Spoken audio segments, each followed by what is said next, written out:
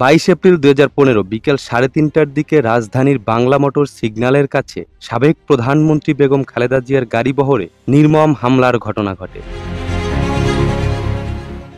Dhaka city corporation নির্বাচনের প্রচারণার সময় ক্ষমতাসীন আওয়ামী লীগ ও ছাত্রলীগের নেতাকর্মীরা জয় বাংলা স্লোগান দিয়ে অতর্কিতভাবে এই হামলা চালায়। বেগম খালেদার গাড়ির সিগন্যাল অতিক্রম করলেও তার নিরাপত্তার দায়িত্বে থাকা সিএসএফের এক সদস্য সামিউল হক মারাত্মকভাবে আহত হন।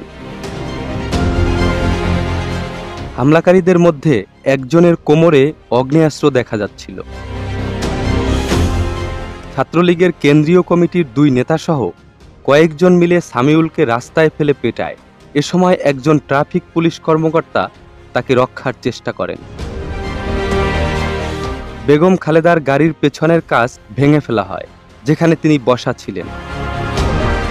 ছাত্রদলের সাবেক সভাপতি রাজীব আহসান হামলাকারীদের প্রতিরোধের চেষ্টা করেন এবং কিছুক্ষণ একা একা লড়াই চালিয়ে যান। পরে গাড়িবহর নেতাকর্মীদের ঘিরে নয়াপল্টনে বিএনপির কেন্দ্রীয় কার্যালয়ে পৌঁছায়। এর 2 দিন আগে 20 এপ্রিল 2015 কারণ বাজারের মেয়র প্রার্থী তাবিথ আউয়ালের পক্ষে প্রচারণার সময় বেগম খালেদার উপর হামলা হয়।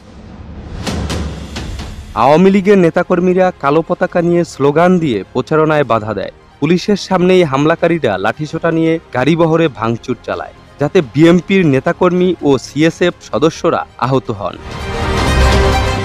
প্রায় আধা ঘন্টা ধরে এই হামলা চললেও বেগম খালেদা ভাঙা বহর নিয়ে খিলগাঁও, রামপুরা ও বাড্ডায় প্রচারণা চালিয়ে যান।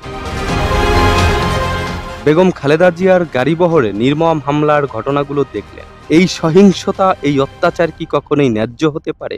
গণতন্ত্রের নামে এমন হামলা কি আমাদের দেশের জন্য গ্রহণযোগ্য? আপনার মূল্যবান মতামত কমেন্টে জানান এবং সাবস্ক্রাইব করে পাশে থাকুন।